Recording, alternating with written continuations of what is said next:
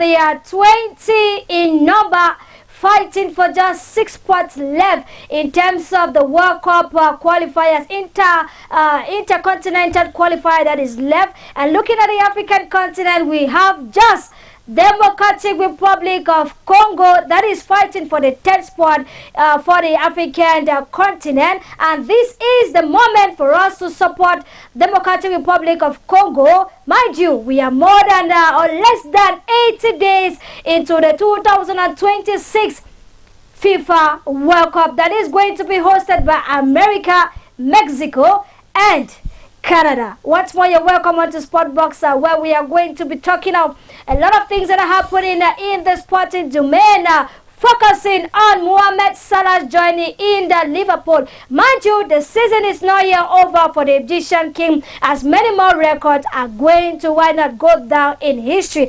But before we get to talk about sport updates, let's take up this break. And when we come back, we continue talking sports. Complaints or hot takes? This is your direct line to us. Joining is easy. Simply scan the QR code on your screen right now and you're instantly connected to the Royal TV community. Be part of the conversation.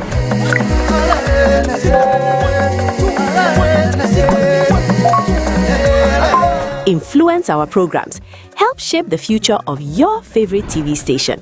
Don't just watch. Interact, engage, be heard. Scan the code and join the Royal TV WhatsApp group now. When we dream alone, it is only a dream. But when many dream together, it is the beginning of a new reality.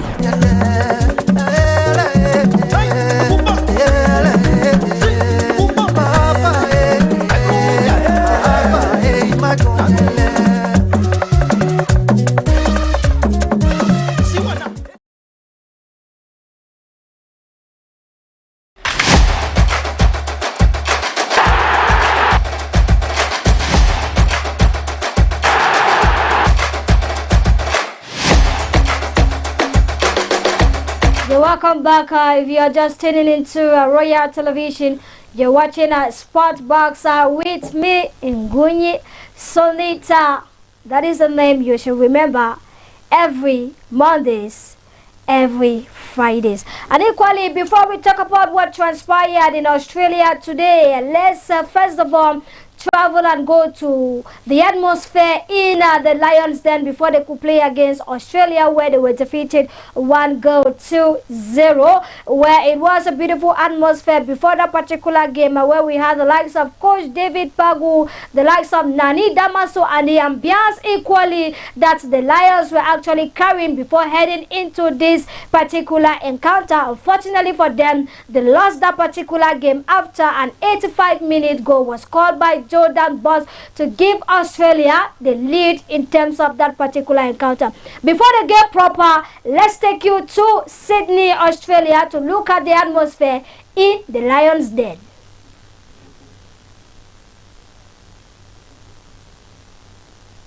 We are continuing to build our team after the AFCON competition. We have some substitute, so now up to now there are some new players who must integrate the squad. So they integrate the right way. So we are going to see tomorrow how they feel in the match. So that's our mind. As we play at the AFCON with conservation, with the state of mind. So this competition, that FIFA series is a good test for us, for the new players, for the old player to confirm what they show at the AFCON. So tomorrow against Australia, they are going to play as we train. So we are going to see perhaps 3 or 4 new players at the squad. So I think that they are going to do best thing to make happy all our country. So we are going to see tomorrow. Yes, Australia is a good team. They qualify for the for the World Cup. So the last 4 matches I watched, they are a good team. They play a total football. So it's new for me to play that kind of team because we play only the Africa team. So now it's a continental team, Australia. So the last match against Cameroon, we draw 2-2. I mean, so tomorrow we are going to play to make them to dub them. So that is our feeling now because we are came here to challenge them. There is a team with a new coach since 2024. So we are there. We are not make only 1 year. So we are going to challenge them. But I know that is a good team because they qualify to the World Cup. So it's not easy to qualify, and then when it's qualified, that means that there is a good potential, a good player, a good coach. So tomorrow we are going to challenge them. So we are preparing of the AFCON qualification. Come of September is far. So this windows of FIFA is very, very important for us to continue to build our team because we have some certitude, and then we have to add new player who have a different profile. So we have to have two competitive team because there are so many players of Cameroon who want to play in the national team. So that we are going to make a choice. So this windows of FIFA. Ouais, je trouve que l'ambiance est bien. Tout le monde est là et il y a beaucoup d'intensité à l'entraînement, beaucoup d'énergie et ouais, du positif, quoi. Je compte juste donner le meilleur de moi et ouais, nous sommes fiers d'être là. Ah, c'est un peu comme un défi.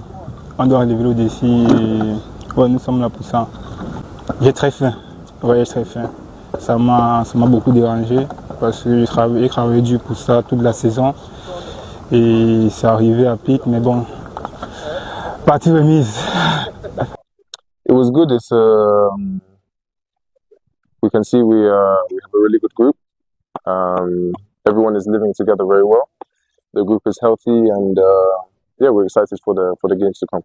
Always ready to represent my country, play for my national team. So yeah, I'm ready.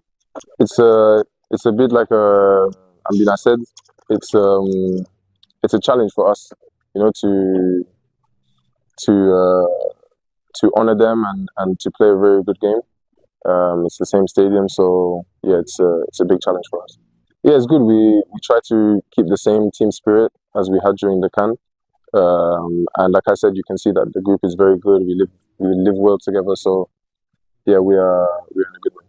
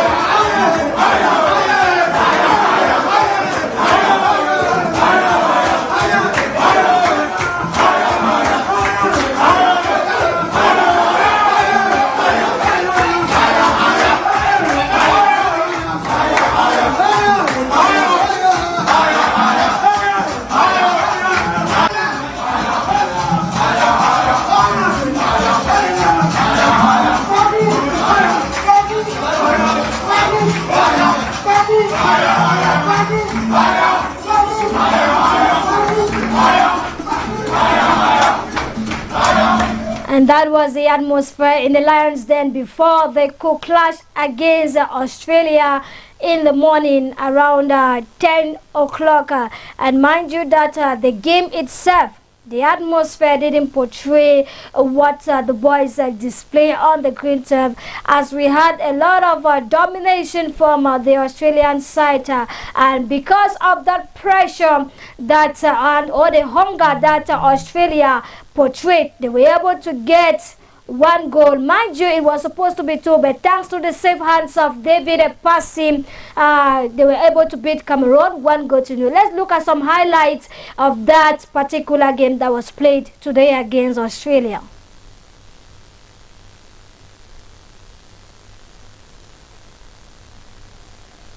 He's showed great durability, Cam Burgess, and has always been great for the national team. That part of the field for Australia is looking very, very strong. There's still a Harry Suter potentially to come back as well from injury. There's the experience of Deganek as well. He was strong before Lucas Harrington put his hand up. Brustich helps it to Awan Mobile. Now Italiano puts it up to the back post, just too high for Irankunda. Oh, is that a penalty? Referee says nothing untoward. Now we do have VAR. And there you see it. There's the contact now. Well, there's no ball. It's a clear penalty. Yeah. Let's have a look. Penalty it is. The Cameroonians are not happy. Let's save by Apassi. It's a great save.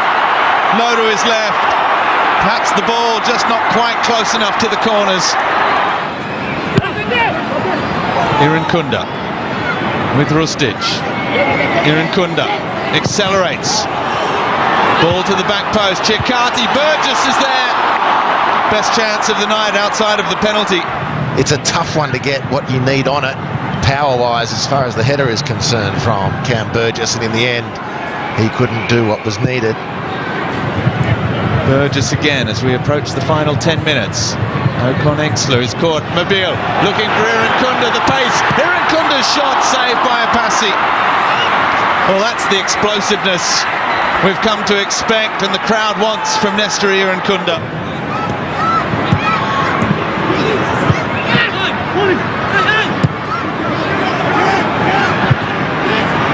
Here's Irankunda. Ocon Exler, good ball into feet. Oh, it's opened up! And Geordie Boss makes no mistake.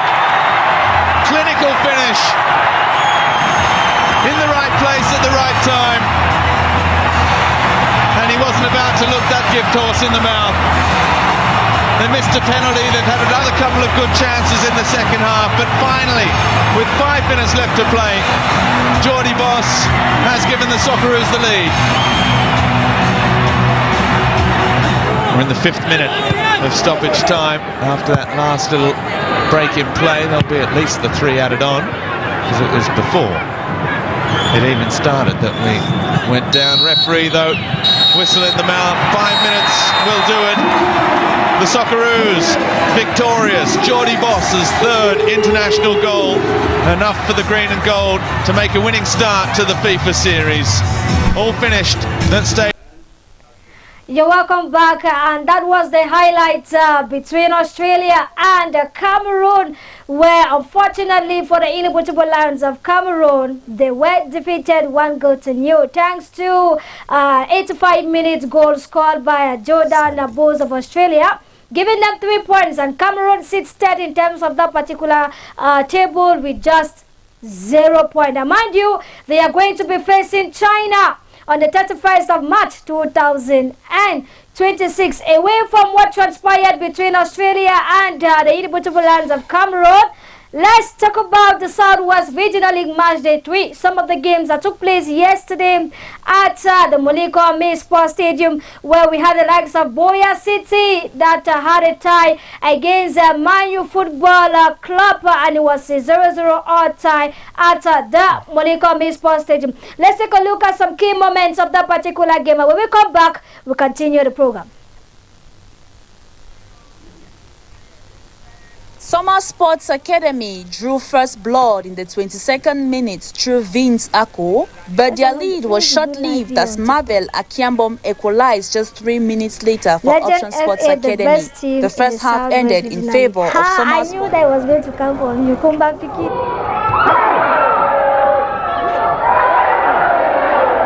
Match day 3 of the Southwest Regional League saw Boya City split points with Manu Football Academy at the Moliko Mi Sports Stadium yesterday, March 26, 2026. Attest that Manu FC, without no disrespect, has been in the Regional League before Boya City. Yeah, it was unfortunate that we normally played against a very formidable side, and my boys, as were instructed to play at the median, they went and play high. That is why we were unable to defend. Could anything have to do with fatigue or? Certainly, barely 3 days from the last game. I usually train twice a day. The guys observe fatigue. The risk to substitute earlier because I wanted to go. We were supposed to grab all the 3 points, but unfortunately, Manu FC was a very formidable side. They defended to the latter. Manu, who just came from another draw, being a point was important, but equally they failed to capitalize on their biggest opportunity as they missed a penalty.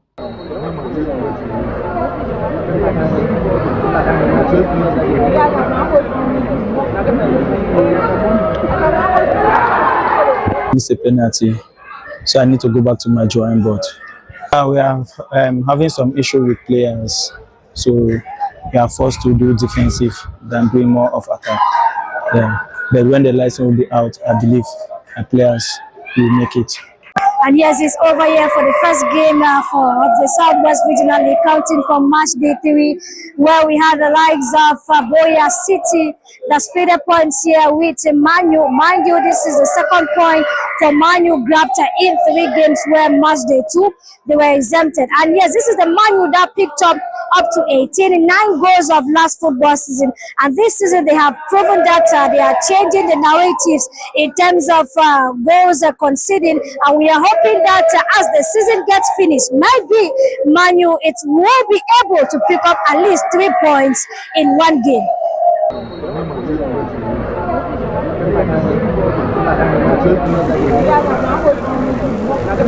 Away from Boya City and the likes of Manu Football Club, let's talk about the game between Option Sports of Limbe and the likes of Summer Sport. Mind you, it was options that fight in the curtain raiser of that particular game, but the last segment of the game was dominated by Summer Sport to end the game 2-1 in favor of them. Mind you, it is their first 3 points, first win of the season for the newcomers into the Southwest Regional League. I take you to the Moliko Mi Sports Stadium where the game was played.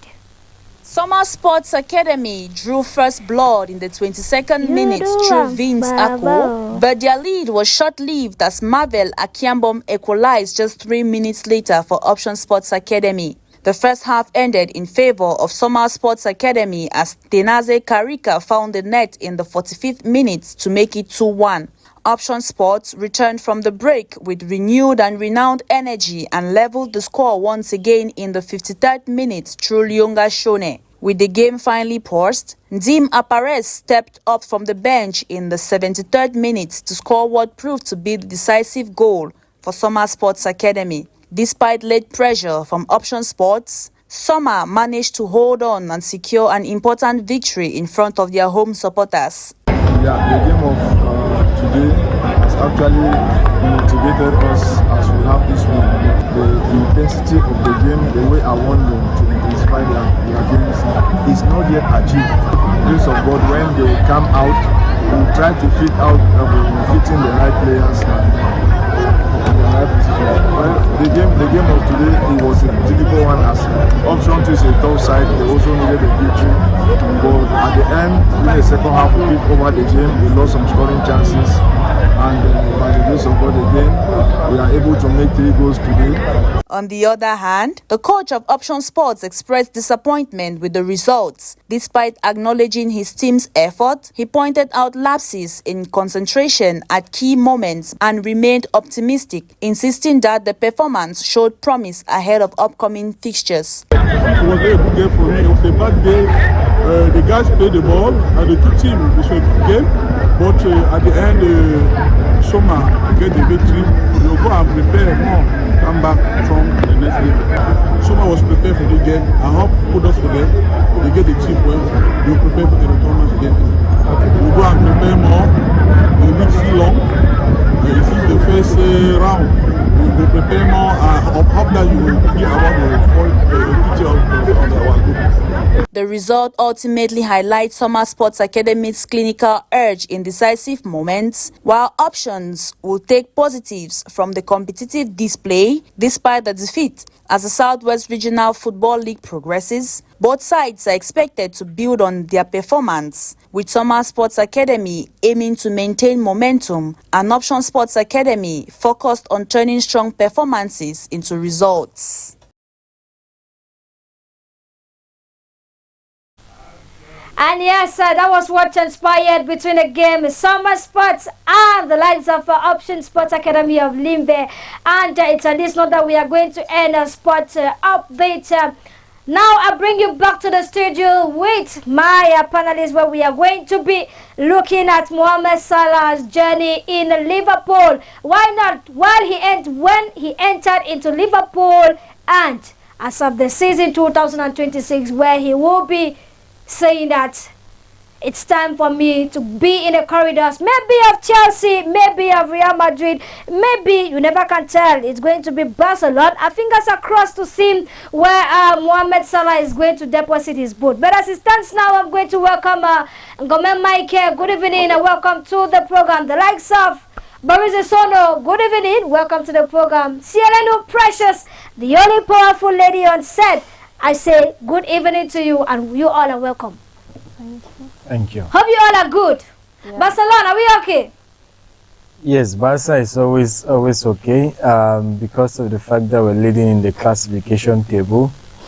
So we have no right to fear, even though there's one team that claims to be... Call the name of the team. Don't be scared. Call the name. Big guys, you know, they always go back to their 15th title when you ever talk with them. No, we are proud. We are proud Real Madrid fans. I know. It's not easy to get 15 champions champions title. I have not said so. I just say the only time I'm just reminding you. When you're beaten, you always go back to the 15th title, which is it's our legacy. It's our legacy. Yeah, but past glory is always past glory. And it will always be remembered. Barca is always there, and we're riding on a good footing, definitely.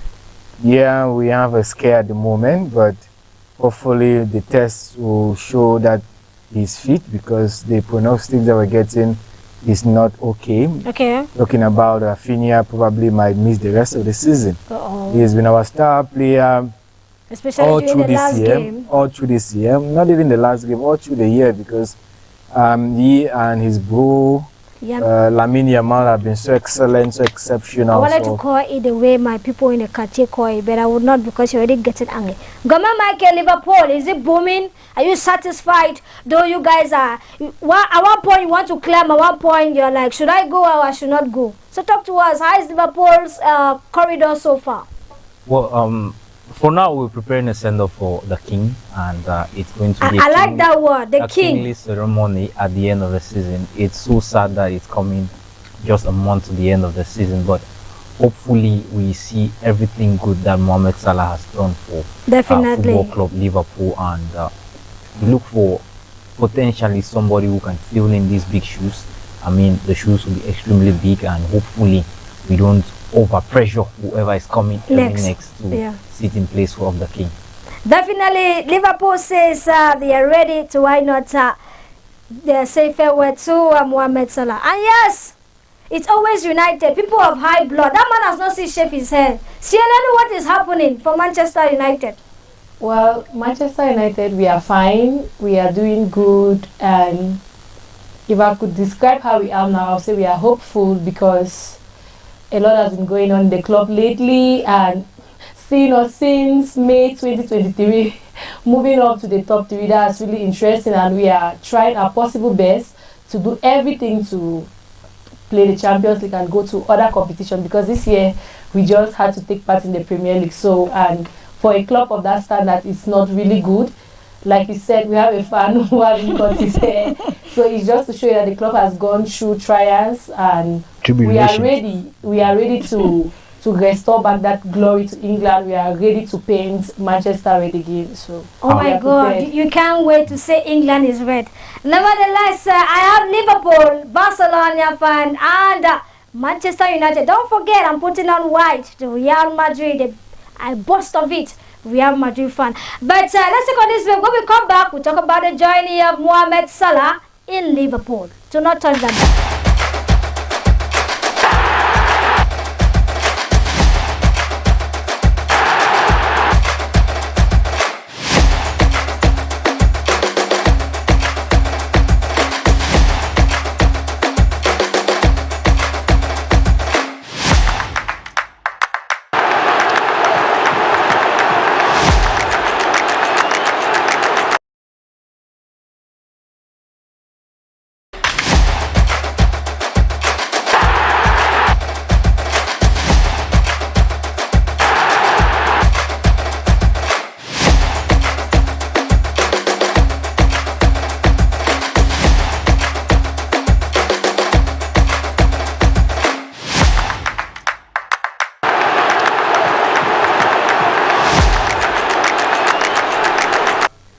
Yes, you welcome back. You're still watching Sportbox on Voya Television. And a quick one to you, Boris Sono. 9 years is not 9 days for a footballer. And with majority of the footballers going in to achieve a lot, can you say that just like Michael Elias said, the king? Can you tell him, the king, you are going to be looking at it in respect of Egypt, but can you say Mohamed Salah has left a mark in Liverpool? Well, definitely you can call him the king. I think that we'll have to give him the new generation of king, because Liverpool already has a king. Okay. We know of the king, Kenny Dalglish. Yes, Kenny Dalglish. So he's the original king of Liverpool. But definitely Mohamed Salah is the new generation of a king. For somebody to be that in a club for that amount of time tells you of his word. And remember that he's amongst the top 3 goal scorers of Liverpool, only behind Ian Rush and one other guy. So it's very, very impressive to see how he came from a shy background to where he is at the moment. To me, I think that Mohamed Salah, even though he's going to get the party, but he lives under a certain mood, because see what he did a couple of months back. And a lot of people were thinking that Mohamed Salah will leave in January, but surprisingly he signed a 2-year deal and improved salary. But now he's announcing, and he says that he wanted to announce early on so that there is a bit of transparency. So I still think that he's not happy, even though he's leaving, because he fell out with the manager Anslot, and a lot of people have been asking, when is Anslot equally leaving? I think that the blunder that Anslot made was in the aspect of the signing. I have never liked the way the guy carried out the signing this year. Like I told you a couple of times ago, I have a soft spot for Liverpool. In as much as I'm a Barcelona fan, I have a soft spot for Liverpool because it's not that I started following the club. And when Anslot started signing this year, I was asking myself, why so many players? You leave Diaz to go to Bayern. Diaz is among the top two goal scorers of the German Bundesliga. He has scored more than even almost Ekitike has scored. Goal combined, goal and assist. He is leading in terms of equally in terms of the assists, even though he's about 2nd or 3rd position on the classification table. So Diaz is somebody that I really did not appreciate him leaving. But unfortunately, with the number of players that were signed, it was almost impossible for him to play. Another person who I didn't really like, and I think that Anslot should be scratching his head to ask, why did I actually go for this guy? Diaz would have been better with Ekitike and Salah. Yet, because of the way we pursued the player, we felt like we needed him. Now, unfortunately, Ngomemeke can better tell me where he is at the moment. He had an injury, and we're still waiting for him to get even 5 goals in the season. So, that is one salty thing that I think that the coach really needs to address. If he doesn't address, believe me, I'm not sure it's going to be next year, even January next year, because the way Liverpool is playing, they are fit. Hopefully, the Champions League for Premier League this year, they'll get 5 places. If not, they'll participate in the Europa League. So, I think Mohamed Salah is really a generational talent. See, when he left Chelsea, you had almost little game time. He went to Roma, was a very, very outstanding player, and then came back to Liverpool. He played Chelsea, and he showed Chelsea why they allowed him to go like Kevin De Bruyne. So this is a guy that we can go on and on and on. The only thing that I'm expecting was for the fact that Salah would have left last season. He would have gone to Saudi Arabia and would have made 2 years with a huge amount of money that is being given to him. My prediction now is the fact that Salah is going to the US. Okay, he's going to the US. To join, is it the likes of Messi? I don't know. Probably I would like that. Yeah, remember that recently we had Antoine Griezmann who recently inked a deal in the US. So I'm projecting, because Salah has not really, I don't know, by my own perception, he has not really had that zeal to go to Saudi Arabia, because with that huge amount of money that was given to him last year, he decided to sign a 2-year deal. I just think that Salah might just be going to the US. Michael, we are talking about his first season with Liverpool, 2017-2018. His participation, we had more than 32 goals onto his name. And he has been, can we say he has been a consistent player for Liverpool for 9 good years? Yeah, definitely. I mean, Mo Salah's consistency is out of this world. 9 seasons, and of course he's still in his 9th campaign and working it out. I'll just say that for those 8 seasons that we're counting, he's had but for the 2020-2021 season that Mohamed Salah didn't get double figures in goals and assists. It tells you how impeccable this guy was, and he is, not he was, he is.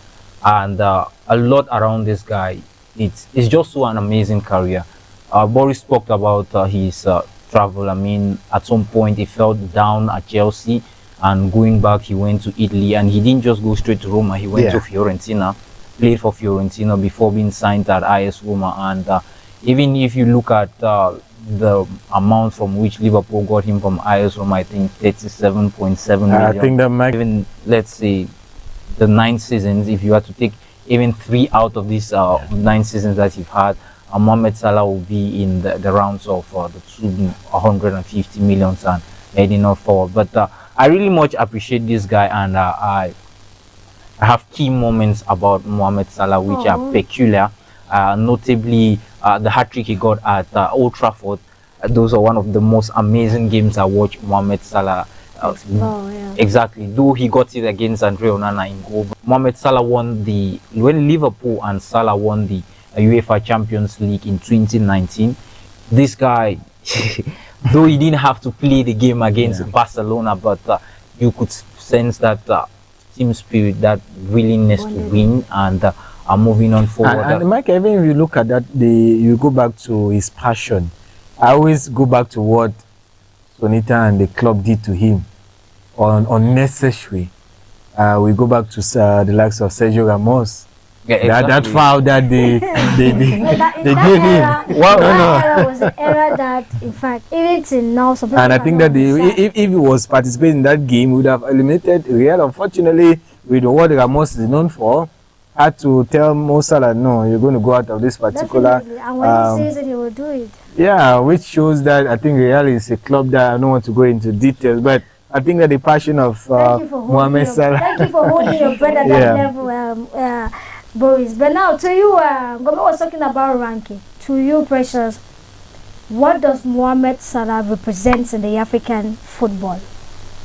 Okay, when we talk of Salah in the African football, first of all, talking of Salah, you're talking of Egypt. And now, when it comes to African football, we know that when it comes to the race, Egypt leads the race with 7 AFCON titles, and Salah plays for Egypt. Like Ngome said, he's king, he's iconic, and before even talking about him in AFCON, I really felt a bit bad because I would buy what Boris said here, that he should have left a season earlier, because at this particular point in time, I feel like Salah leaving Liverpool is a lot, because since Trent left Liverpool and other players, we are still seeing Liverpool trying to gain their stability, and Salah in this particular period, we can see the fans already playing the blame game. When things don't go out well, they start pointing players, and Salah is one of them. And like how Boris said, it's a salty period for him, and I felt he should have left the club last season where he had to leave, because this particular time is not good. And now going to the AFCON, we knew what Egypt did to us. We knew what Egypt has done to Cameroon so far, though we were very happy doing an iconic win 2-1 over Egypt, where we clinched our last AFCON title. Salah has participated a lot when it comes to Egypt. He has given visibility. He can be one of the players that we can name that has given visibility to AFCON as a whole, because Salah is an explorer when it comes to football. He has played in Italy, he has played in England, and we don't know his next destination. So when we have the likes of players like Salah in a particular competition like AFCON, we now get viewers to glue to their TV to watch. So I think Salah has done great with Egypt as a nation, and I can say he's a legend. Well, so unfortunately, Sonny, I don't want to call Salah as a legend, because if you call legend in Egypt, Salah will rank in my book number 10. Okay. Not even, sometimes I even struggle to put him inside top 10. Wow. Okay. You struggle? Wow. Yes, because in Africa, or? In Africa. Okay. He's a good guy. Take nothing away from Salah. He has achieved a lot, but you don't call great without talking about trophies. Salah remains one of the only persons, top player who's yet to win the trophies that are essential. You talk about Samuel Eto'o, what he has won almost everything. You go to Roger Milla, a great in African football. You go to Didier Drogba. Unfortunately, he too is in the realm of never winning the AFCON. But he is a great. But he is a great. Okay. You go to the likes of the only Ballon d'Or winner is a great.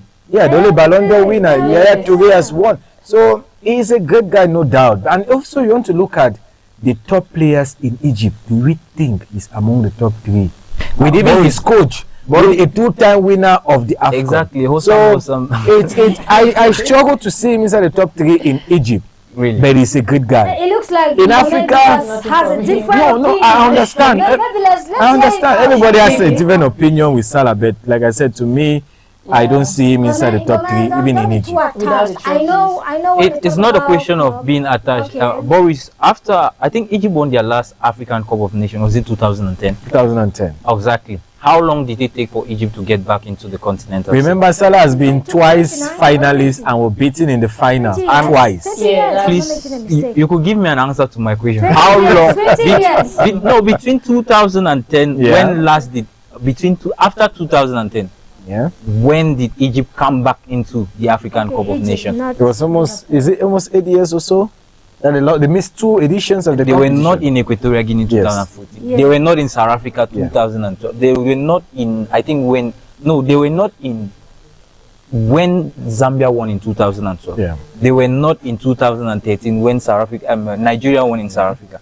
They were not in 2015 when Ivory Coast won in Equatorial Guinea. The Salah was there in 2017 and was beaten by Cameroon. But look at how much a man comes in. It changes the narrative. Exactly. When you're playing against Mohamed Salah, and okay, look at it. You will attest to the fact that rankings at some point in time attest to how far you go. How many knockout games had Mohamed Salah played with Egypt in the African Cup of Nations?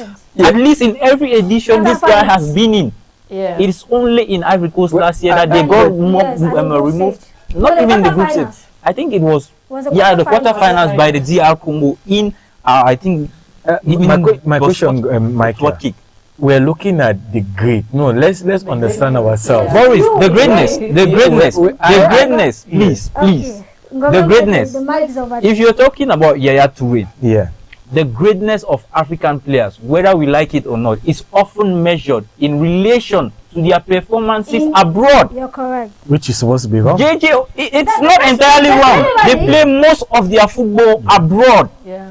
They play most of their football abroad. Because if we are going back solely on trophies, I will tell you there is a guy, Emmanuel Adebayo, you will not put him in this ranking. But this is a man that single-handedly took Togo to the FIFA World Cup in 2006.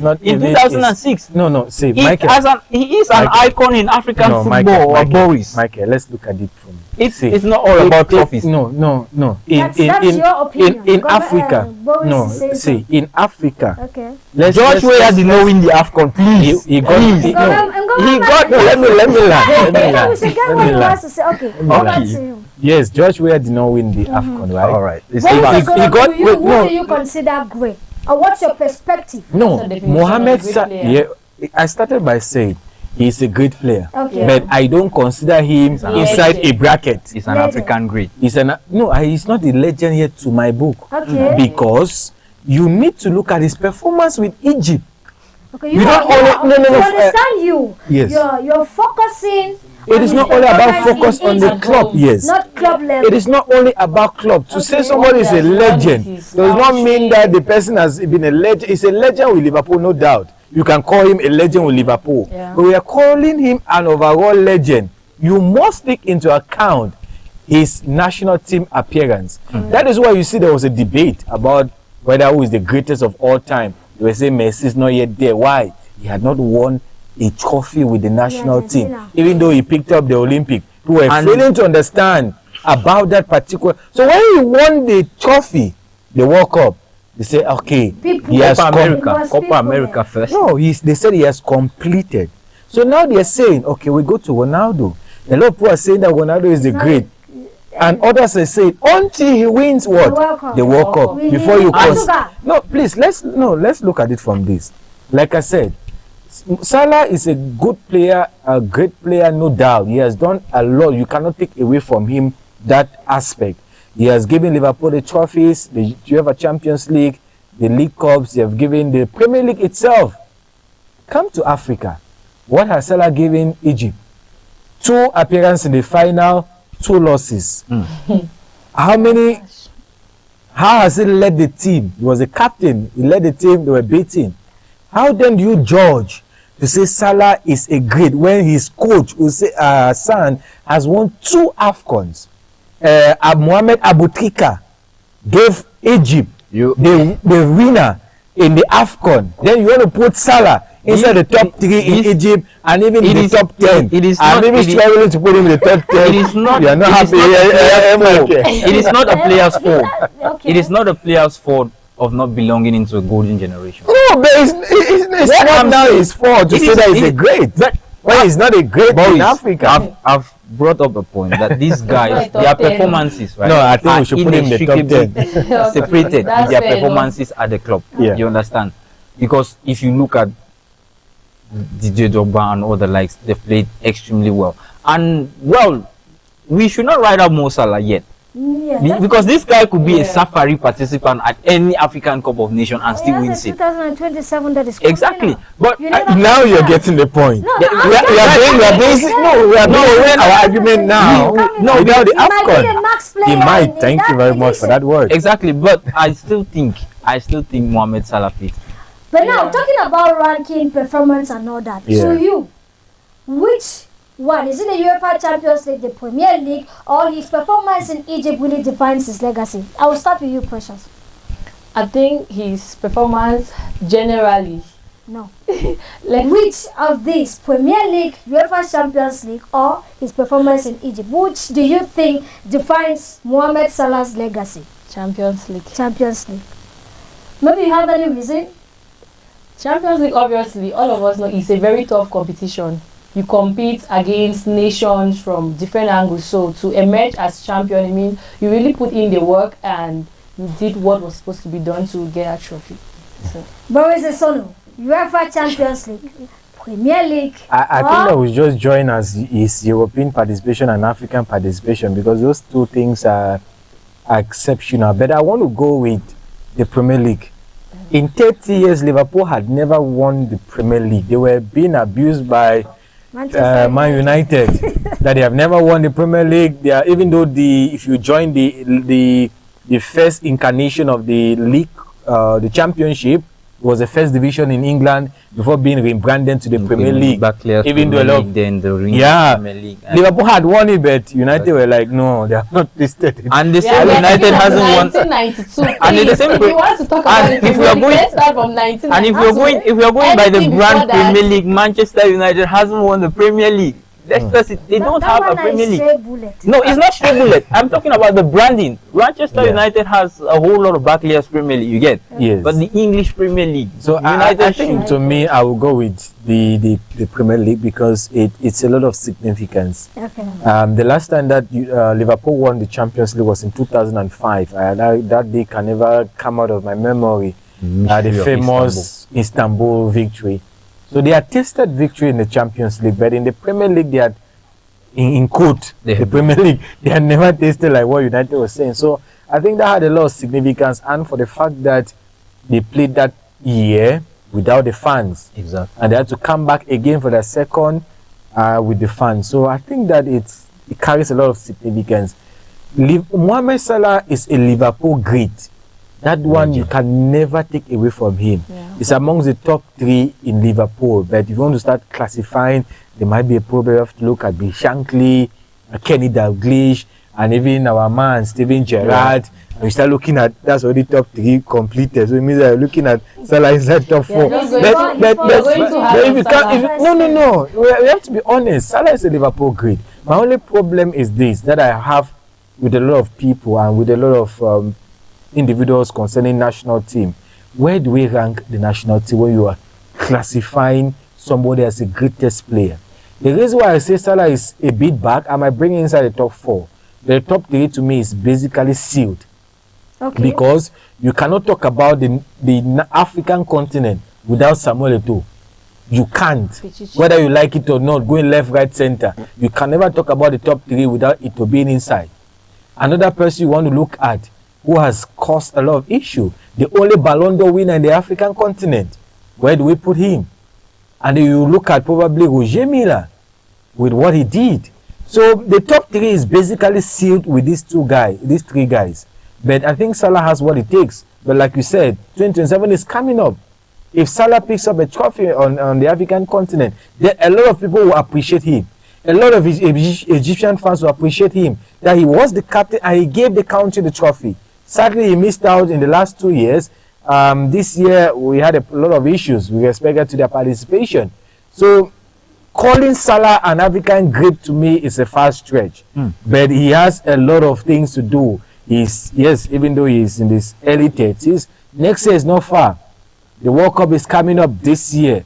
He still has a possibility to give a medal to the continent or to his country. But if he fails, Sunita, I don't think we can call him a great inside the top 3 on the African continent. Gomen Michael, UEFA Champions League, the Premier League, or his performance with his country? Which one? I'll stick with the Premier League, mindful of his equally chasing records in Egypt. I think he's gradually edging the top scorers chart for the country, Egypt. But when we look at the Premier League, like Boris elaborated, it's really special for a guy who I think last season scored against every team in the Premier League except Liverpool and Nottingham Forest. He had at least a goal contribution against every of that is 19 teams in the Premier League, but for Nottingham Forest. That's absolutely special. That's a guy who is counting 300 and so goals for Liverpool across all competition. Africa's all-time scorer in the UEFA Champions League, Mohamed Salah. When we look at the goal scoring prowess, I think this guy has some sort of defined that left attacking wing rule in the English Premier League in recent times, and it's really special because from 2017 to 2026, this is a guy who has been racking up goals and assists, and even if we are counting this season, his goal contributions, goals and assists across all competitions are entering double figures. So the consistency has been enormous, and it's a really great career for Mohamed Salah, which I'm glad to have watched a huge part of it. And or live to tell stories about this great guy. And one thing too I won't really like about players is this constant comparison here and there, because when you scroll online, they're placing him side by side, Eden Hazard and all the likes like that. You know that in the long run, right? There are things like these that equally motivate some of these players to perform. But before we get to talk about that, there's a question here for Boris that someone says good evening, and that Boris is so no. If you say that you cannot consider Mohamed Salah as one of the big players in Africa, why do defenders still struggle to stop him? Defenders, I don't know, maybe you want to ask. Defenders still struggle to stop him? I got the question correctly. Maybe I want to ask the person again to rephrase it. Why do defenders struggle on the continent or in Europe? Like I said, in Europe... Answer both ways. Maybe, yes, answer both ways. I wanted to get it from the perspective of the... like I said, Mohamed Salah is an outstanding player. He's a joy to watch.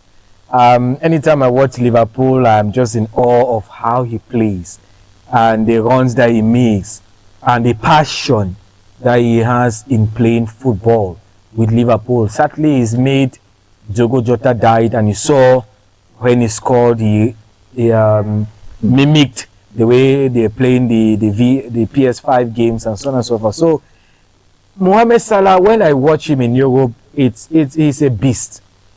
He's somebody who knows how to score goals. I specified that on the African continent, that is where I have a problem with me classifying Mohamed Salah inside the top 3. Yes, he has scored the goals, no doubt.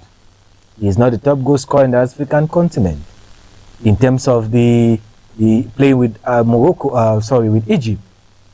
Look at his participation. Is he the top goal scorer of the country? Not there. He's approaching. Definitely will celebrate him also. Definitely every clinical striker knows how to penetrate the defense. Even Soboslai knows how to penetrate the defense.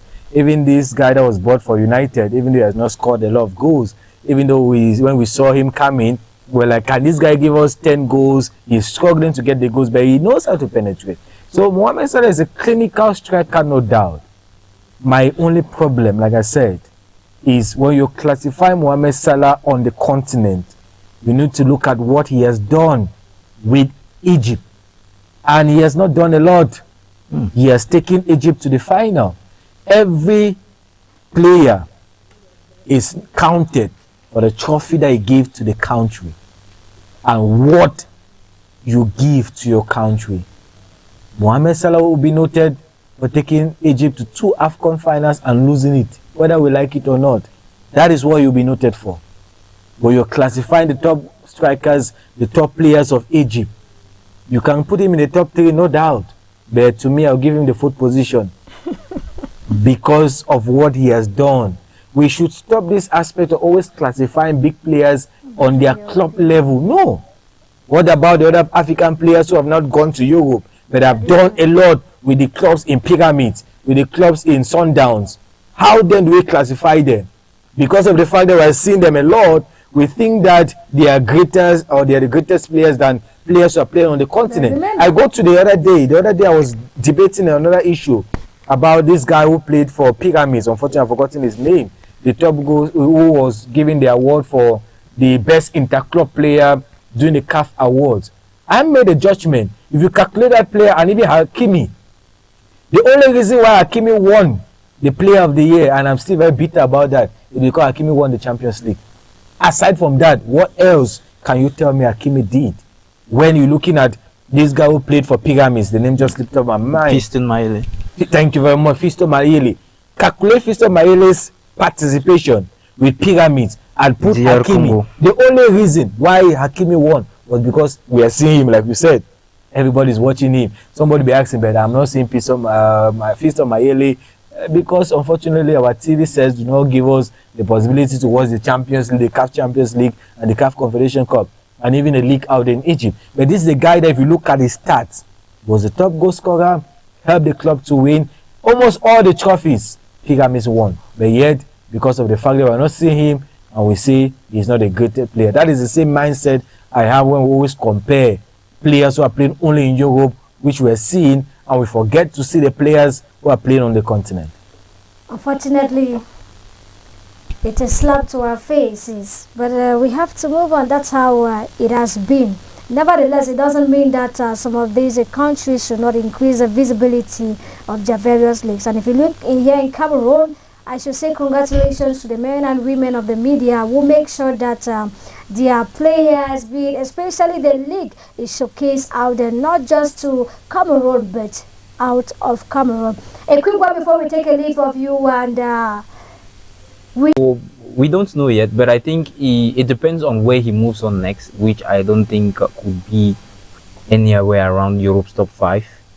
But if it comes to scoring goals, Mohamed Salah knows a thing or two.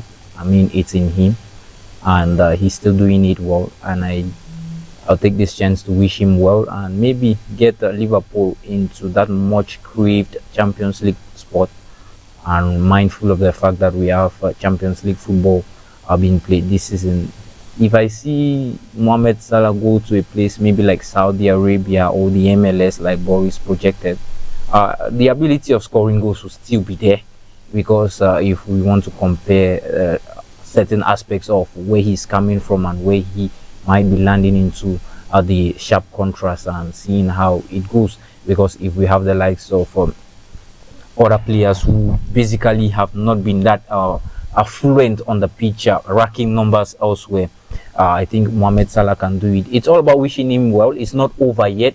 He could still back up double figures in goals and assists this year, which I still strongly believe. And the only scare I have about Mohamed Salah's departure, it gives it gives me a little bit of migraine about the coach's future, because honestly, Arne Slot for a fact won the Premier League last season, but the way he has been playing, I've personally not been satisfied with it. I think this guy has taken away the stink that Liverpool is been known for, and it's some sort of a slow PC football which Liverpool fans are not used to it. It gives me a little bit of worry that maybe Arne Slot will be staying more and more with Salah's departure, and which the results at the moment are not really reflective of what we envisioned with this Dutch manager. Boris Esono, should we expect high from Mohamed Salah as he leaves? Definitely, we should expect a lot from Salah. The season is not yet over, even though they failed in the #1 objective to defend the crown. I see no possibility of them defending that particular crown, because Arsenal. Are you d'accord with that? Well, it's for a fact it's virtually impossible. It means that Arsenal has to lose all the games. Man City have to lose all the games, and even Man United equally. So it's more like focusing on the UEFA Champions League and hoping for a good run in the UEFA Champions League, I think rather that is than the English Premier League. Basically, that's what I was going to, because I think the attention now to me for Liverpool is to finish well. And the League Cup, they lost that because of Man City winning the Carabao Cup.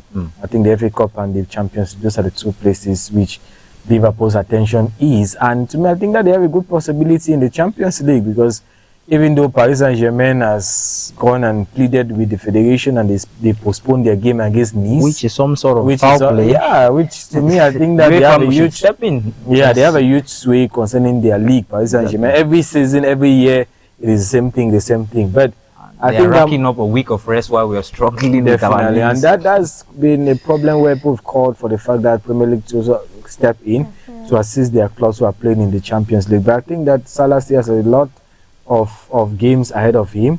Like I said, the only problem that I had was the fact that they brought in Alexander Isak. If Isak had not been bought, Liverpool would not be where they are at the moment. And Slot is trying to figure out something which he never planned for. When he brought Ekitike was all guns blazing with Salah there. But now he started bringing in Isak. Salah was being benched, and now Isak was not scoring. Mo Salah was getting all the blame for no good reason. And Boris, how can he score when he's on the bench? Exactly, Boris. And I think it's not even a problem with the coach Arne Slot. It's more of how Liverpool approached the last transfer window. because even Richard Hughes, who is the sporting director, if you look at the energy behind the Alexander Isak deal and the McGeehee deal, and most of Liverpool's problems turned out to be defensive not this even season, not even attacking problem. options. So, because I was shocked that on deadline day, the transfer sheet for Gehi was submitted, but Oliver Glasner turned out and Crystal Palace 1 or 2. But I think if that energy from Isak had been channeled to Gehi, our defensive problems would have been solved, and maybe even by December we would have been sustainable in the Premier League. And now moving on forward, the other issue too is his preference of choices. I leave them questionable a lot. The guy keeps on playing Gakpo every day, and he keeps on playing Gakpo every day, and the production is not there. And one thing about this guy is he doesn't cast his die like something we used to see our club. The Harvey Ilios used to come in, the Train Unions used to come in. He won the EFL Cup with kids from the academy, but this guy has an archaic mentality. I think that Michael is so passionate with Liverpool, but I think that is correct. If we want to go with... I was just going to the fact that sometimes, you know, these coaches will always tell you that they have to try many systems to see which one works. No system is working with Slot. Okay. And he's been tribalistic with Gakpo. So we all agree that Mohamed Salah leaving Liverpool is going to leave a big gap. Yes or no? Yeah. Yes. Boys, yes or no? I'm always a hopeful person. It will definitely leave, but I think that Ekitike has been feeling that we just need a backup again, because I think Isak has not worked. Obviously, there's a gap in every place. Well, yeah, you see, when the likes of Ronaldinho left, there was a gap. Exactly, and so it's a time for someone to take up the mantle and continue from where the king. Even I think he's still an African. Luckily for us, when Ronaldinho left, we had Messi already. So we are hoping every opportunity steps in, and it's another one for anybody. Unfortunately, we have to tell Mohamed Salah that leaving Liverpool doesn't mean that it's the end. He can still become an African great, which I think is already is. He's going to convince the likes of Boris in terms of ranking for top 3. For top 3 is sealed. No, why not top 2? And why not even number 1? Like he earlier said, we have the World Cup that is coming up, and equally why not the 2027 African Cup of Nations tournaments to make a name for himself in terms of the African continent level, especially for Boys Sono, who is not yet convinced. But for the likes of Gomel Michael and Cielanu Precious, it's a thumb up as they see him as a king. And why not to me? He is a king. And it's on this particular note, I'm going to say thank you very much, equally, for coming on set for us to dissect Mohamed Salah's journey or lived in the Liverpool, and as the season gets closer to an end, he will be, why not, living to maybe be in the corridors of another team, which definitely Africans or his fans are going to be behind him. And yes, it's on this note that we are going to draw the curtains of the last Friday of the month of March on the Sport Box.